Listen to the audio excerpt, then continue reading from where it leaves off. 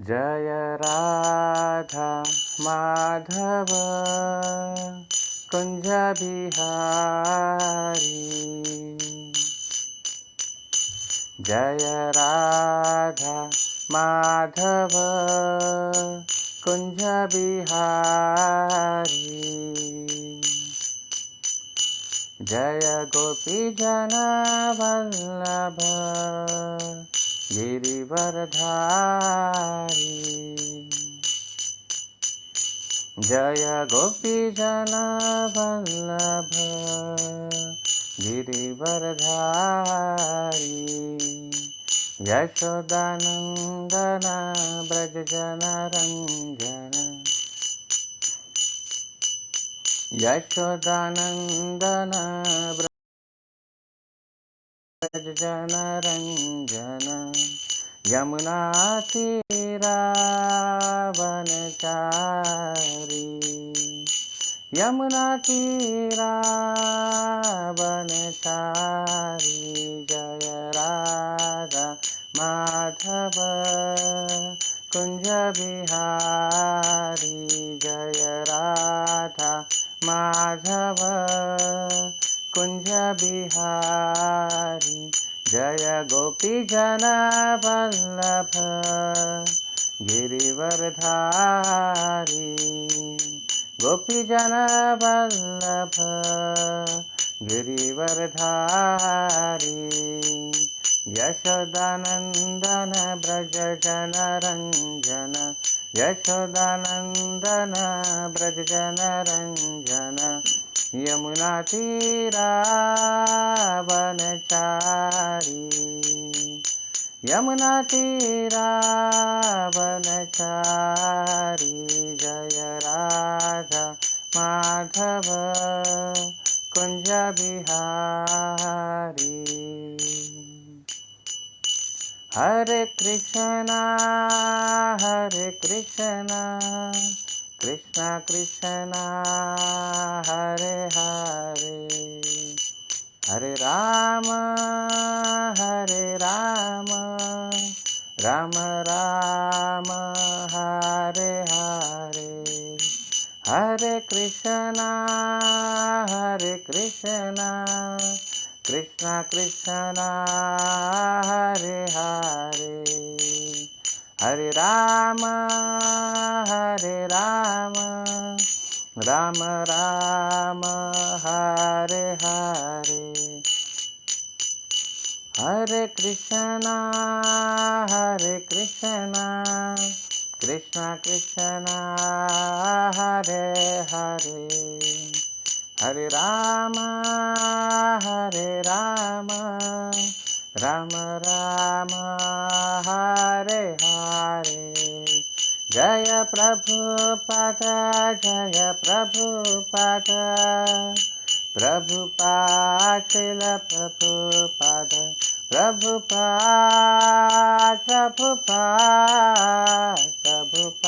जय प्रभुपाद।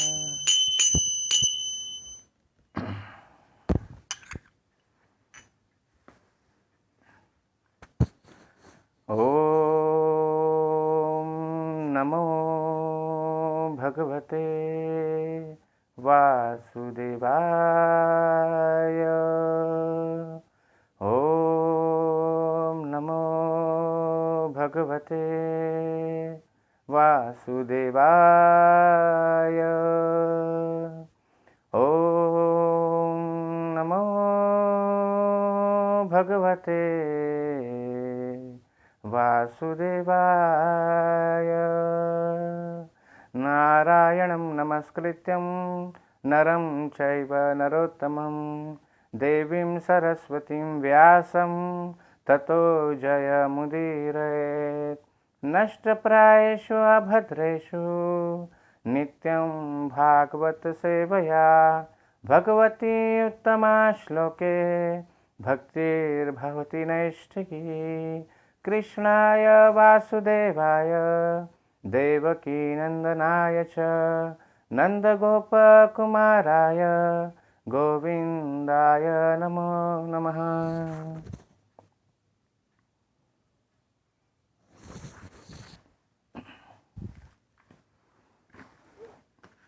हरे कृष्णा। तो आप सभी भक्तों का बहुत बहुत स्वागत है पुनः से एक बार श्रीमद् भागवतम क्लास में। तो आज का श्रीमद् भागवतम स्कंद 6 अध्याय 1 और श्लोक क्रमांक 13 और 14 हम अभी पढ़ेंगे। तपसा ब्रह्मचर्येण शमेन च दमेन च त्यागेन सत्यशौचाभ्याम यमेन नियमेन वा देहवाक्बुद्धिजं धीरा धर्मज्ञा श्रद्धयान्वितः क्षिपन्ति अघं महदपि वेणुगुल्म इव आवनल।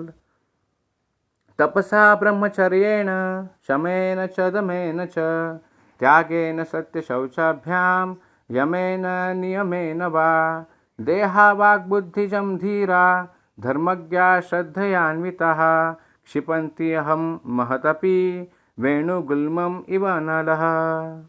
तपसा ब्रह्मचर्येण शमेन च दमेन च त्यागेन सत्यशौचाभ्याम यमेन नियमेन वा देहावाक्बुद्धिजं धीरा धर्मज्ञा श्रद्धयान्वितः क्षिपन्ति अघं महदपि वेणुगुल्मम् इव अनलः। शब्दार्थ। तपसा तपस्या या भौतिक भोग का स्वेच्छा से तिरस्कार द्वारा, ब्रह्मचर्य द्वारा, शमेन मन को वश में करने से, च तथा दमेन इंद्रियों को पूरी तरह वश में करने से, च भी त्यागेन स्वेच्छा से उत्तम कार्यों के लिए दान देने से, सत्यता से, शौचाभ्याम तथा अपने आप को भीतर बाहर से स्वच्छ रखने के विधानों का पालन करने से, यमेन शाप देने तथा अहिंसा से बचने से, नियमेन भगवान के नाम का नियमित कीर्तन करने से, वा तथा देहवाक बुद्धिजम शरीर वाणी तथा बुद्धि के द्वारा संपन्न, धीराहा धीर लोग, धर्मज्ञा धार्मिक सिद्धांतों के ज्ञान से पूरित, श्रद्धयान्वितः श्रद्धा से युक्त, क्षिपंती नष्ट करते हैं, अघम सभी प्रकार के पाप कर्मों को, महतपि यद्यपि अति महान तथा निंदनीय, वेणुगुल्मम बांस के वृक्ष के नीचे की सुखी लतर, इव सदृश, अनलह अग्नि। अनुवाद तथा तात्पर्य ऐसे भक्ति वेदांत स्वामी महाराज श्रील प्रभुपाद द्वारा। श्रील प्रभुपाद की जय। मन को एकाग्र करने के लिए मनुष्य को ब्रह्मचर्य जीवन बिताना चाहिए और अधःपतित नहीं होना चाहिए। उसे इंद्रिय भोग को स्वेच्छा से त्यागने की तपस्या करनी चाहिए। तब उसे मन तथा इंद्रियों को वश में करना चाहिए, दान देना चाहिए, सत्यव्रती स्वच्छ तथा अहिंसक होना चाहिए, विधि विधानों का पालन करना चाहिए और नियम पूर्वक भगवान नाम का कीर्तन करना चाहिए। इस तरह धार्मिक सिद्धांतों को जानने वाला धीर तथा श्रद्धावान व्यक्ति अपने शरीर, वचन तथा मन से किए गए सारे पापों से अस्थायी रूप से शुद्ध हो जाता है। ये पाप बांस के पेड़ के नीचे की लतरों की सूखी पत्तियों के समान हैं, जिन्हें अग्नि द्वारा जलाया जा सकता है, यद्यपि उनकी जड़ें अवसर पाते ही फिर से उगने के लिए शेष बची रहती है। तात्पर्य। स्मृति शास्त्र में तप की व्याख्या इस प्रकार हुई है।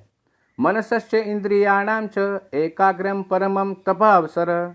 मन तथा इंद्रियों का पूर्ण नियंत्रण तथा एक ही प्रकार के कार्य में उनकी पूर्ण एकाग्रता तप कहलाती है। हमारा कृष्ण भावनामृत आंदोलन लोगों को यह शिक्षा देता है कि मन को भक्ति पर किस तरह एकाग्र करना चाहिए। यह उच्च कोटि का तप है। ब्रह्मचर्य के 8 पक्ष होते हैं।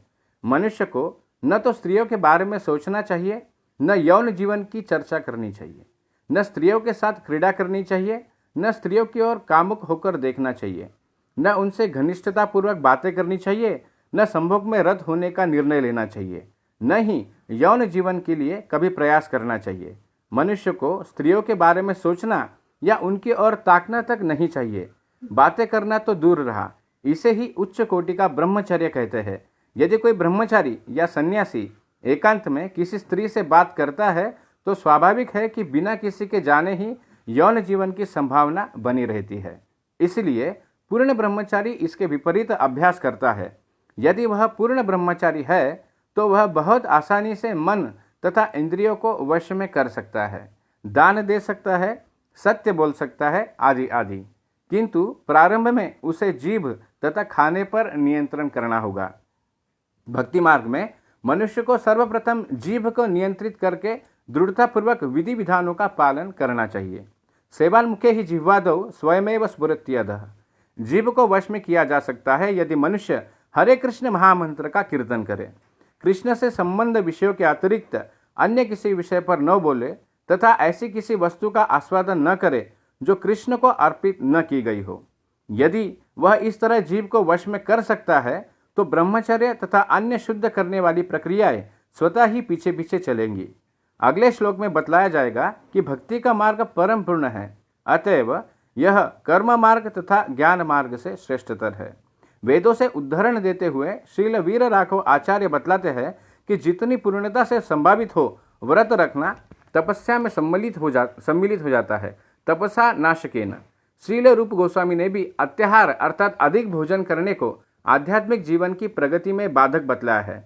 यही नहीं, भगवत गीता में कृष्ण कहते हैं युक्त आहार विहारस्य युक्त चेष्टस्य कर्मसु युक्त स्वप्नावबोधस्य योगो भवति दुःखः।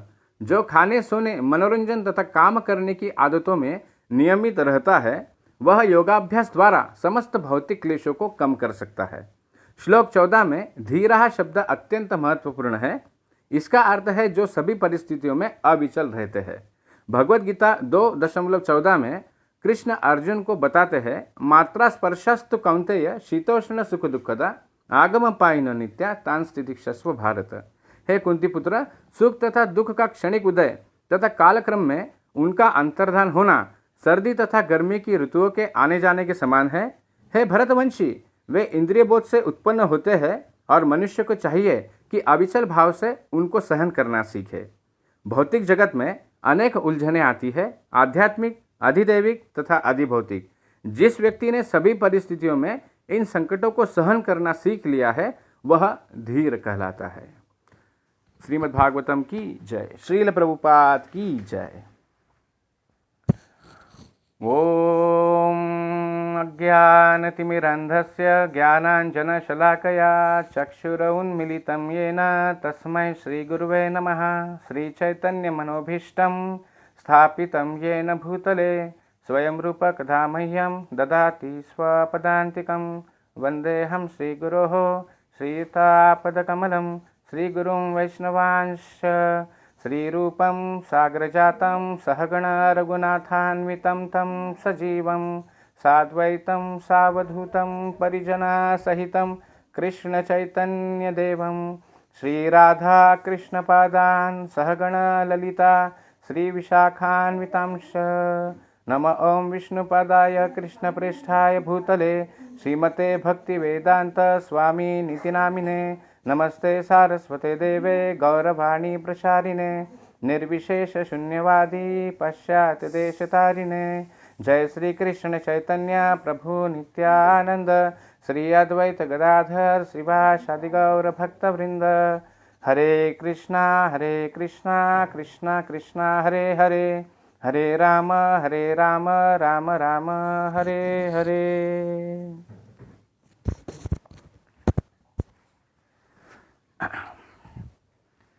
हरे कृष्णा। तो आप सभी भक्तों का, सभी वैष्णव वृंदों का बहुत बहुत स्वागत है आज के इस भागवत क्लास में। और मैं सभी भक्तों को कृपा की याचना करता हूँ कि आप मुझे शक्ति प्रदान करें, आपका आशीर्वाद प्रदान करें, ताकि आज का ये जो भागवत वर्ग है इसमें हम भगवान के विषय में कुछ चर्चा कर पाए। तो डॉक्टर श्रीमान ऋणी प्रिय प्रभु जी के आदेशों का पालन करते हुए मैं आज का जो भागवत क्लास है तो इस पर कुछ कहना चाहूँगा। जैसे कि हम देख रहे हैं इस छठे स्कंद में अजामिल का इतिहास हम आगे आने वाले श्लोकों में हमें पढ़ने को और सुनने को मिलेगा। पांचवें स्कंद के अंत में जब राजा परीक्षित ने नरक के लोकों का वर्णन सुखदेव गोस्वामी से सुना तो वह अत्यंत दुखी हुए और वो सुखदेव गोस्वामी से प्रार्थना करते हैं कि ऐसा कौन सा उपाय है कि जीव इस प्रकार से जो है इस नरक यातना से बचे, नरक लोकों को जाने से बचे और अपनी आत्मा की अधोगति होने से वह बचे। तो सुखदेव गोस्वामी सर्वप्रथम उन्हें कर्मकांड के बारे में समझाने का प्रयास करते हैं और इस माध्यम से वो राजा परीक्षित का परीक्षा लेना चाहते हैं कि इस पर परीक्षित राजा का क्या विचार है।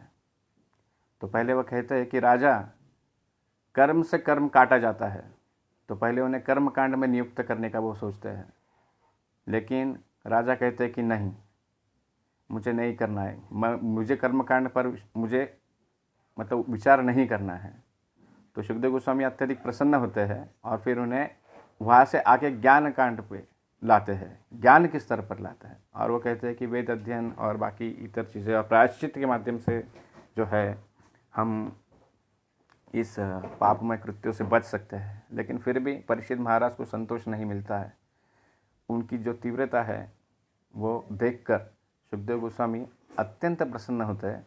और अब आने वाला जो श्लोक है, जो 6.1.15 में जो सुखदेव गोस्वामी आगे कहने जाएंगे कि शुद्ध भक्ति है, केचित केवलया भक्त्या वासुदेव परायणा।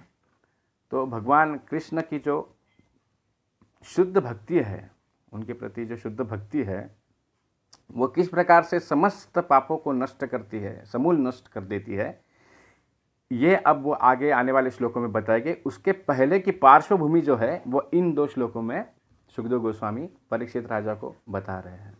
तो सबसे पहले उन्होंने कहा है कि तपसा ब्रह्मचर्येन शमेन च दमेन च। तो तपस्या के बारे में यहाँ पर वो सबसे पहले कह रहे हैं कि भौतिक भोग का स्वेच्छा से तिरस्कार करना। अब भौतिक भोगों का स्वेच्छा से तिरस्कार कब होगा? जब हमारी मनस्वी यह इच्छा होगी, मन से हमारी यह इच्छा होगी कि भौतिक इच्छा को हमें त्यागना है। यदि हमारे हृदय में, हमारे मन में अगर इच्छाएं भरी हुई है, भौतिक इच्छाएं, तो हम तपस्या भी करें तो उस मन की इच्छाओं के कारण हम उसमें सफलता नहीं पा सकते हैं। तो आगे वह कहते हैं कि शमेन च दमेन च। तो मन को शमित करना, अर्थात मन को जो है मन पर निग्रह करना, मन पर जो है विजय प्राप्त करना, मन को अपने नियंत्रण में लाना। जैसे कि हम भगवद गीता के श्लोक में दिखते हैं कि उद्धरेत आत्मनम आत्माना न आत्मनम अवसादयेत। तो अगर हमारा मन स्वैर है, चंचल है, तो उसकी अधोगति हो सकती है। किंतु यदि अगर हमारा मन पर नियंत्रण है तो हम आगे का जो मार्ग है, आगे की जो प्रगति है, वह अच्छे से कर सकते हैं, क्योंकि मन के नियंत्रण से ही एकाग्रता बढ़ती है। तो यहाँ पर सुखदेव गोस्वामी कहते हैं कि ये जो मनुष्य जीवन है ये अति दुर्लभ है। हम सब ने ये प्रयास करना चाहिए कि इसी जीवन में हमने कृष्ण भक्ति प्राप्त करके इस भौतिक जगत से निकलने का प्रयास करें। क्योंकि अगर यदि हम यह प्रयास नहीं करते हैं तो हम बहुत बड़ा घाटे का सौदा कर रहे हैं। हम जो है फिर से इस भौतिक जगत में पुनः जन्म लेने के लिए और फिर मृत्यु को प्राप्त होने के लिए बारंबार इस चक्र में फंसे रहेंगे। तो आगे सुखदेव गोस्वामी कहते हैं कि ब्रह्मचर्य, तो जैसे तात्पर्य में प्रभुपाद जी कहते हैं कि ब्रह्मचर्य के 8 पक्ष होते हैं। असल में ब्रह्मचर्य जो है, ब्रह्मचारी जो है वो 2 प्रकार के होते हैं। एक होते हैं नैष्ठिक ब्रह्मचारी और एक होते हैं उपकुर्वाण। तो वैदिक सभ्यता में जैसे 100 वर्ष की आयु अगर व्यक्ति की है तो उसमें के प्रथम 25 वर्ष जो जीव है वह गुरु के मार्गदर्शन में अध्ययन करता है और 25 वर्ष वो पूर्ण ब्रह्मचर्य का पालन करता है। 25 वर्ष के उपरांत यदि वह गृहस्थ, अपने गुरु के आदेश पर यदि वह गृहस्थ बनना चाहता है तो उसे उपकुर्वाण कहते हैं। उपकुर्वाण ब्रह्मचारी जो बाद में गृहस्थ आश्रम में प्रवेश करता है। और जो नैष्ठिक ब्रह्मचारी है वह आजीवन ब्रह्मचर्यत्व का व्रत धारण करते हैं। और वैदिक सभ्यता के अनुसार हर व्यक्ति ने ब्रह्मचर्य का पालन करना चाहिए। हर आश्रम के व्यक्ति ने, चाहे वो ब्रह्मचर्य आश्रम हो, चाहे वह गृहस्थ आश्रम हो, चाहे वो वानप्रस्थ आश्रम हो, या चाहे वो संन्यास आश्रम हो, तो ब्रह्मचर्य का जो पालन है यह हर किसी के लिए बहुत ही ज़्यादा आवश्यक है।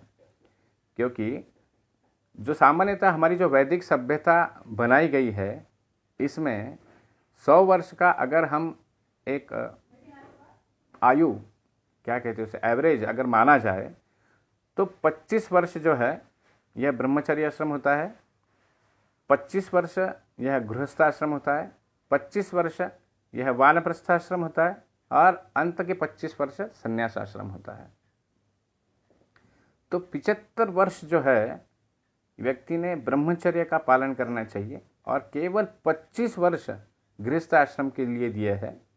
किंतु ऐसा नहीं कि केवल ब्रह्मचारी ही व्यक्ति ब्रह्मचर्य का पालन करे, तो जो गृहस्थ आश्रम में जो स्थित है उन्हें भी उतना ही ध्यान से, उतना ही एकाग्रता से ब्रह्मचर्यत्व का पालन करना चाहिए। तो ऐसा वैदिक सभ्यता में बताया गया है कि जब व्यक्ति अपने वीर्य को अपने शरीर में धारण करता है, तो धीरे धीरे जो है उसका जो मन है वो एकाग्र होने लगता है। वीर्य धारण करने से उसका शरीर तेजवान होता है। और जैसा कि हमारी वैदिक सभ्यता है, तो गृहस्थ व्यक्ति ने केवल संतान उत्पत्ति के लिए ही अपनी पत्नी के साथ जो है संग करना चाहिए, ताकि केवल संतान और एक अच्छी संतान समाज में उत्पन्न हो। उसके अलावा उसने भी अपने जीवन भर ब्रह्मचर्य का पालन करना चाहिए। अगर इस प्रकार कोई व्यक्ति, जैसे अपने शास्त्र में कहा गया है कि अगर ऐसा व्यक्ति जो गृहस्थ आश्रम में रहकर और अपनी पत्नी से वह संतुष्ट रहकर अगर केवल संतान उत्पन्न के लिए ही वह उससे संग करता है और उसके व्यतिरिक्त वह अपने वीर्य को धारण करता है, तो वह भी ब्रह्मचर्य का पालन करता है। तो ये चारों वर्ण में और चारों आश्रम में यह हमारी वैदिक सभ्यता है कि हमने ब्रह्मचर्य का पालन करना चाहिए। और जब इस प्रकार से व्यक्ति उसमें पारंगत होता है, तो धीरे धीरे उसका मन एकाग्र होने लगता है, और फिर जैसे जैसे उसका मन एकाग्र होने लगता है, तो वह अपने इंद्रियों को भी वश में कर लेता है। जैसे कि हम भगवद गीता के जो हमारे वो सुंदर चित्र दिए हैं भगवद गीता में, तो उसमें एक चित्र दिया है, जैसे रथ पर दो व्यक्ति उसमें दिखते हैं। तो जो रथ पर बैठा हुआ है अंदर, तो वह है आत्मा, और जो घोड़े है वह इंद्रिय है, और जो लगाम है तो वह मन है, और बुद्धि जो है वो सारथी है। अब मन जो है, मन जितना किसी व्यक्ति का एकाग्र है, तो वह इंद्रियों पर काबू कर सकता है। वह उन्हें स्वैर नहीं दौड़ने देगा किसी एक विषय, इंद्रिय विषय में।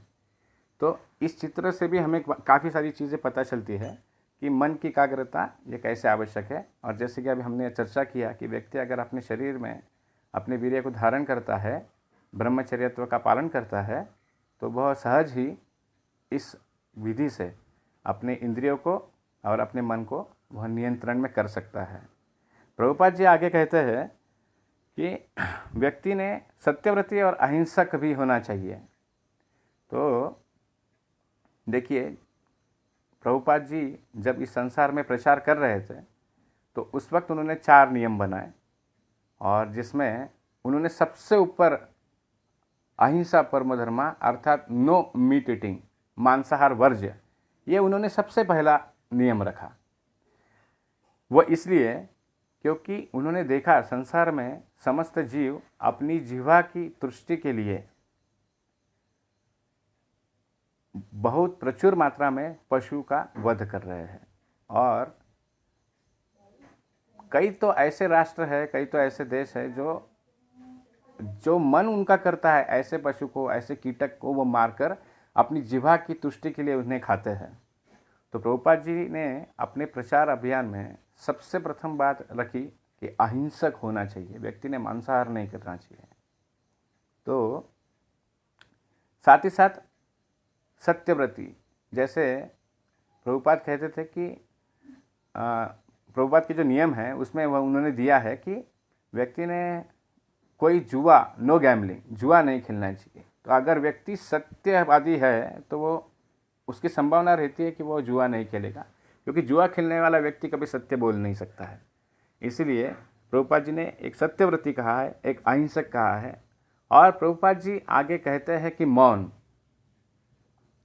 मौन जो है, मौन केवल ऐसा नहीं कि बाह्य स्वरूप में हम सिर्फ शांत अवस्था में बैठे हैं, कोई बातें नहीं कर रहे। जैसे हम देखते हैं कि कोई गांव में किसी स्थान पर कुछ साधु रहते हैं कि जो बताया जाता है कि वो पिछले 10 साल से मौन है, 15 साल से मौन है, वो किसी से बात नहीं करते हैं, वो अपनी साधना में है।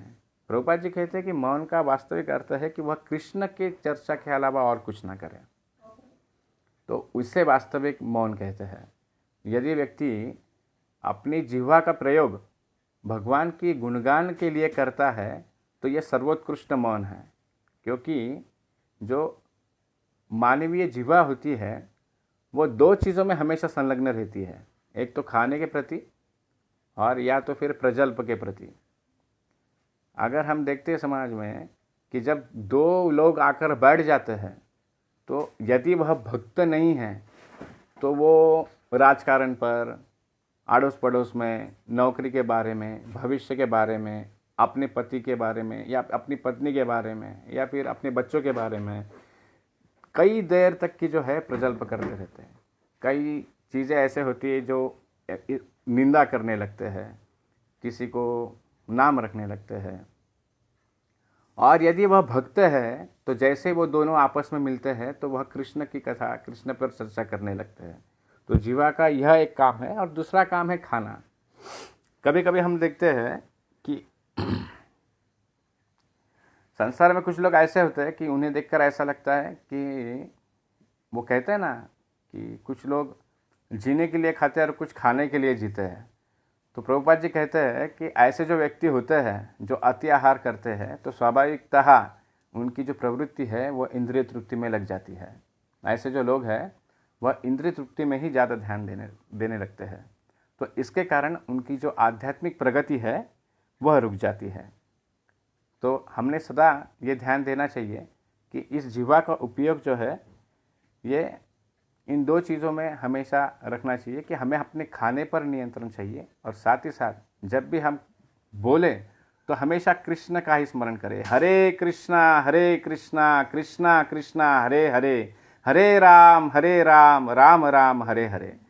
तो जिस वक्त व्यक्ति इस प्रकार से अपने जीवा का उपयोग करेगा तो धीरे धीरे उसका जो है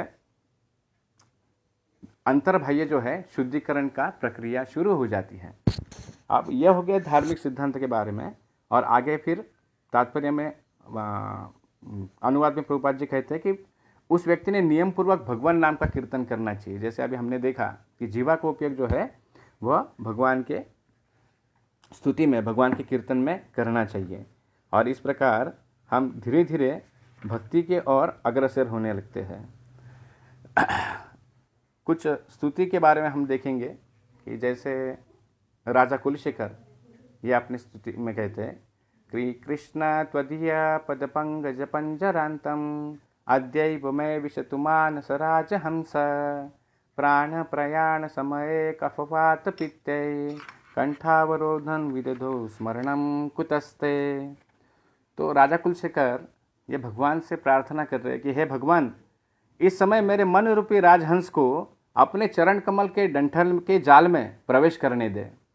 मृत्यु के समय जब मेरा गला कफ, वात तथा पित्त से अवरुद्ध हो जाएगा तब मेरे लिए आपका स्मरण करना कैसे संभव हो पाएगा।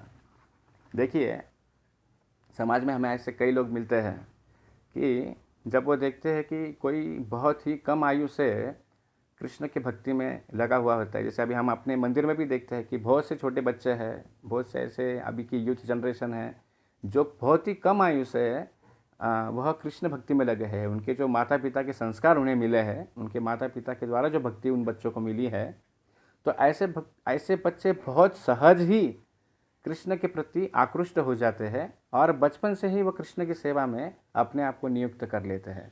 तो जब ऐसे बच्चे समाज में देखे जाते हैं तो कुछ लोग सोचते हैं, कहते कि इतनी जल्दी इन्हें क्यों इसमें लगा दिया आपने, इतनी जल्दी ये बच्चे क्यों सेवा कर रहे हैं, इतनी जल्दी क्यों भक्ति कर रहे हैं। अरे अभी तो पूरी ज़िंदगी पड़ी है, अभी जो है इन्हें बहुत आगे बढ़ना है, इन्हें पढ़ाई करना है, इन्हें पैसा कमाना है, और ये सब चीज़ों में आप क्यों समय डाल रहे हो। काफ़ी सारे लोग ऐसा सोचते हैं।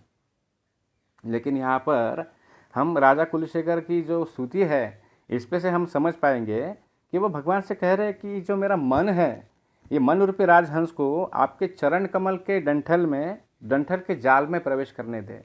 वह भगवान से कृपा की याचना कर रहे हैं कि हे भगवान, उन्हें पता है कि मन बहुत चंचल होता है, और जब मन चंचल है तो स्वाभाविक है कि उसका कृष्ण में मन नहीं लगता है, बाकी सारी चीज़ों में मन लगता है, कृष्ण में उसका मन नहीं लगता है।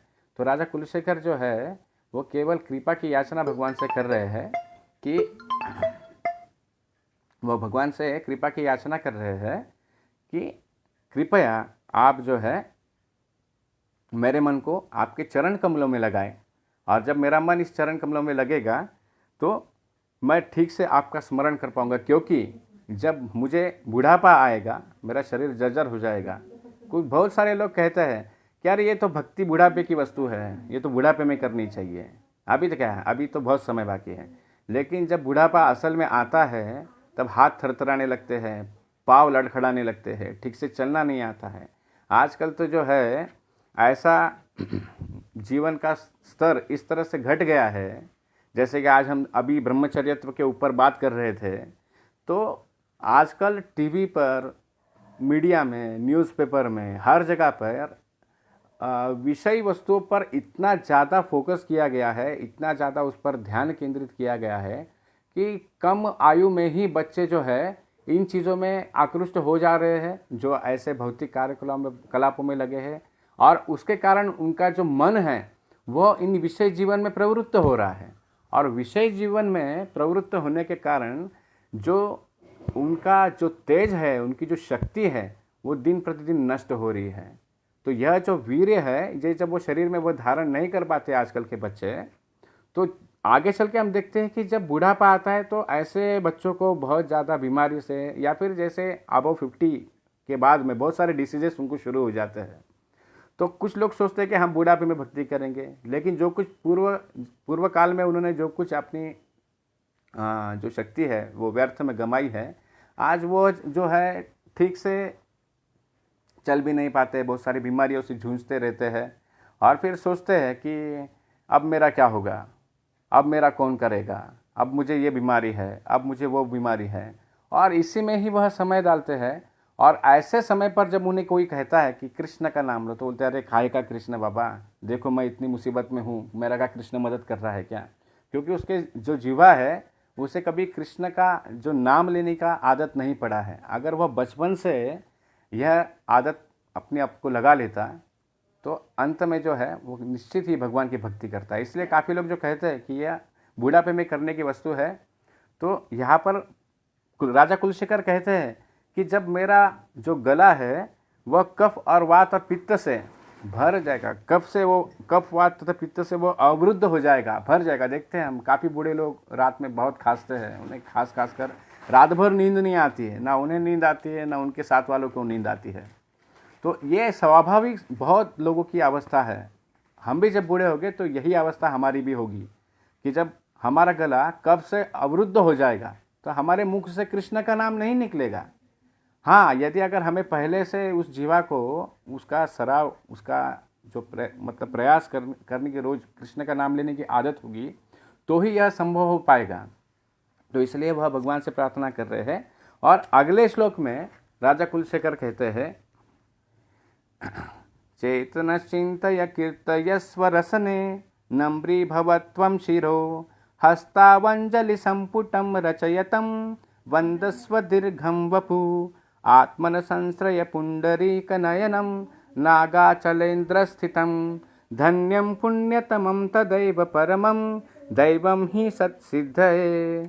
तो आगे राजा कुलशेखर कह रहे हैं कि हे मन, उन कमल नयन भगवान का चिंतन करो। अब देखिए, वह अपने मन को किस प्रकार से भगवान की सेवा में नियुक्त कर रहे हैं। वह अपने मन को भगवान के चिंतन में कर रहे हैं। मन हमारा बहुत सारे चिंतन करता है कि मेरा इस चीज़ का क्या होगा, ये नुकसान हो रहा है, वो फ़ायदा हो रहा है, इस फ़ायदे को मैं और कैसा बढ़ाऊँ, मेरे बच्चे को मैं सबसे अच्छे कॉलेज में कैसा उनको प्रवेश दिलवाऊँ, मेरी जो वाइफ है उसके लिए मैं कितना अच्छा गहना खरीदूँ, ये घर जो है मेरा अभी बहुत बहुत पुराना हो चुका है, इसे कितना अच्छा मॉडिफाई करूँ।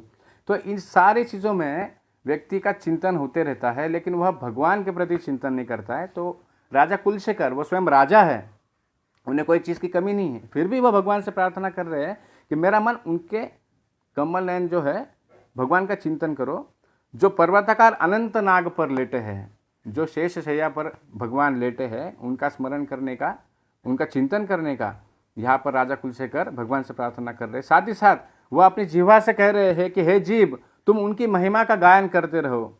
अब देखिए, अभी थोड़ी देर पहले हमने देखा कि जीवा से काफ़ी लोग प्रजल्प करते हैं। हम सब लोग जो है इसके उसकी बातें करते हैं, इसकी उसकी निंदा करते हैं, इसको उसको नाम रखते हैं और बस इसी में अपना समय, अपनी शक्ति खर्च कर देते हैं और निष्पन्न कुछ नहीं होता है। हमारे जीवा का उपयोग हमने भगवान की महिमा का गायन करने में लगाना चाहिए। जैसे कि हम शास्त्र के अनुसार देखते हैं कि जो अनंत शेष है उनके अनंत फन हैं और उस अनंत फनों से वह भगवान की अनंत काल से स्तुति कर रहे हैं, फिर भी वह नहीं थक रहे हैं और हर बार जो है वो नई नई स्तुतियाँ कर रहे हैं। तो यह हमारे लिए एग्जाम्पल है, हमारे लिए उदाहरण है कि हमने अपनी जीवा का उपयोग केवल कृष्ण नाम में करना चाहिए। साथ ही साथ अपनी जीवा का उपयोग केवल कृष्ण प्रसाद खाने में ही करना चाहिए। कई बार ऐसा होता है कि हम जाते रास्ते में हमें कुछ दिख जाता है, बड़ा पाव दिख जाता है, कुछ भजिया दिख जाता है, कुछ पिज़्ज़ा दिख जाता है और फिर हमारा मन होता है अरे वाह, यहाँ का ये बहुत फेमस है, ये गायत्री का जो कचौरी है बहुत फेमस है, गायत्री का चाट बहुत फेमस है, और कुछ लोग है कहते हैं कि गुलमंडी का समाधान का चाय बहुत फेमस है, और फिर अपनी जीवा को उसकी तरफ ले जाते हैं और वो खाने पीने में लगते हैं और अपनी इंद्रिय तृप्ति में लगे रहते हैं। लेकिन यहाँ पर कुलशेखर कहते हैं कि हे जीव, तुम उनकी महिमा का गायन करो और साथ ही साथ जो जीव का उपयोग है वो केवल कृष्ण का प्रसाद ग्रहण करने में लगाओ। जब कृष्ण का प्रसाद हम ग्रहण करते हैं तो हमारी अंतर्बाह्य शुद्धि होती है, हमारा जो हृदय है उसकी शुद्धिकरण की प्रक्रिया शुरू हो जाती है। साथ ही साथ वो कहते हैं कि हे सिर, तुम उनके समक्ष झुको। वह अपने सर को कह रहे हैं कि वह भगवान के चरण कमलों पर झुकना चाहिए, ना कि कई लोग ऐसे होते हैं समाज में कि जो अपना स्वार्थ निकालने के लिए कई लोगों के सामने अपना सर झुकाते हैं और कहते हैं कि भाई तुम ही मेरे बाप हो, तुम ही मेरी माँ हो, तुम ही मेरे भगवान हो, और जैसे काम निकलता है बस फिर उसको भूल जाते हैं।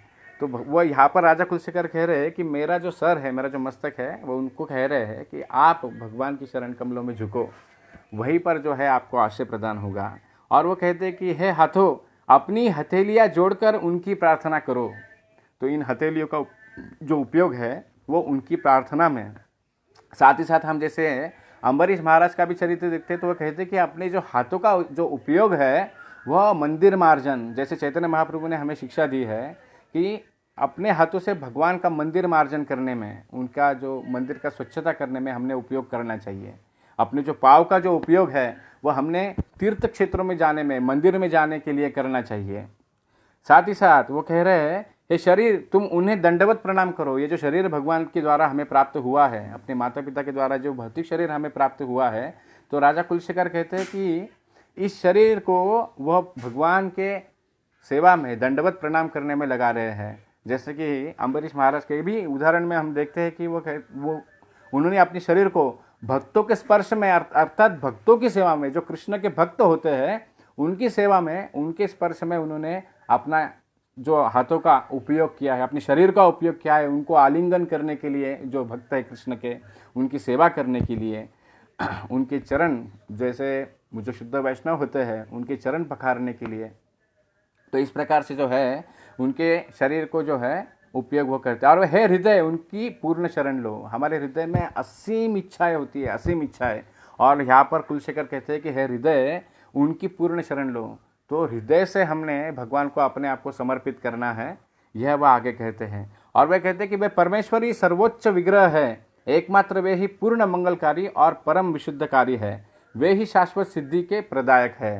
तो यहाँ पर वो कह रहे हैं कि हमारी जो इंद्रिया है वो पूर्ण रूपेण भगवान की सेवा में लगाना चाहिए और अविचल भाव से हमने इसमें निरंतर आगे बढ़ते रहना चाहिए। और इस प्रकार जब व्यक्ति मन और इंद्रियों से पूर्णतः भगवान की सेवा में नियुक्त होने लगता है तो धीरे धीरे जो है वह सारे पापमय या पुण्यमय जो भी कर्तव्य है इससे वह धीरे धीरे मुक्त होता है और केवल कृष्ण की प्रसन्नता के लिए वह कार्य करने लगता है। जैसे कि एक विष्णु पुराण से एक श्लोक हमेशा कहा जाता है कि अप्रारब्ध फलम कूटम बीजम फलोन्मुखम क्रमेणैव प्रलीयते विष्णुर्भक्तिरत आत्मनाम। जो लोग भगवत भक्ति में रत है उनके सारे पाप कर्म चाहे फलीभूत हो चुके हो, सामान्य हो या बीज रूप में हो, क्रमशः नष्ट हो जाते हैं। तो हमें सदैव ये ध्यान देना चाहिए कि भगवान के भक्ति में अपने मन और इंद्रियों को लगाना चाहिए और अविचल भाव से धीर होकर, यहाँ पर प्रभुपाद जी धीर शब्द पर फोकस करते हैं और वहाँ पर रेफरेंस देते हैं भगवत गीता के श्लोक का कि मात्रा स्पर्शस्तु कौन्तेय शीतोष्ण सुख दुखदा आगम पाइनो नित्या स्थान स्थितिक्षस्व भारत। वो कहते हैं कि व्यक्ति ने धीर होना चाहिए। धीर का एक स्पष्ट एक छोटा सा उदाहरण अभी हम आप देखेंगे। आज ही देखिए, आज एक बहुत ही सुंदर दिवस है। आज समस्त वैष्णव का एक बहुत बड़ा महोत्सव है। आज आषाढ़ी एकादशी का महान पर्व है और अभी फिलहाल तो लॉकडाउन चल रहा है। धीर का उदाहरण आज हम ये भी देखेंगे कि जो वारकरी हर वर्ष नित्य नियम से विठोबा के दर्शन के लिए जाते हैं, आज वह धीर भाव से घर में ही बैठकर वो विठोबा का स्मरण कर रहा है। आज उसके मन में बहुत दुख है कि वह नित्य नियम से वारी को जाता है, पिछले साल से वह वारी नहीं जा पा रहा है। या उसके पहले तक अगर हम देखेंगे कि जो लोग वारी में जाते हैं विठोबा के दर्शन के लिए, तो कई बार उनके पाँव में छाले पड़ जाते हैं, पाँव में कांटे चुभते हैं, कभी प्रसाद की व्यवस्था होती है, कभी नहीं होती है, कभी घमासान बारिश होती है, बारिश का मौसम होता है, कभी कभी अचानक धूप खिल जाती है और बहुत ज़्यादा धूप हो जाती है।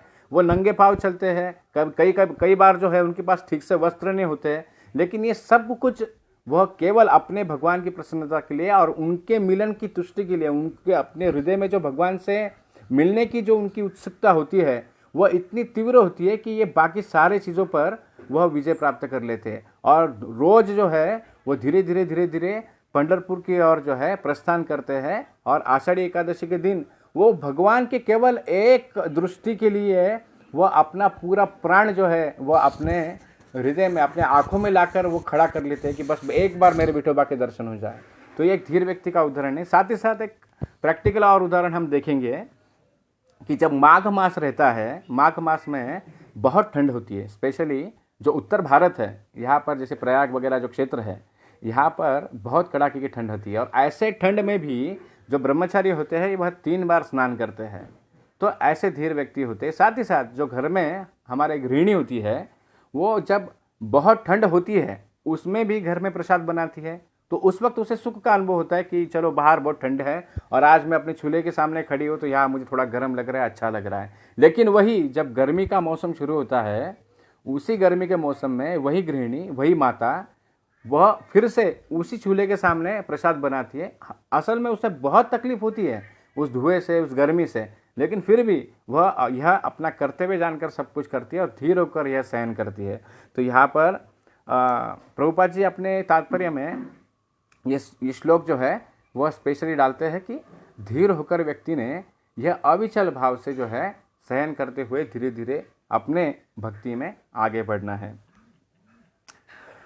तो इस प्रकार हम आज के इस चर्चा को यहाँ पर विराम देते हैं और सबसे प्रार्थना करते हैं कि आज एकादशी का महोत्सव है।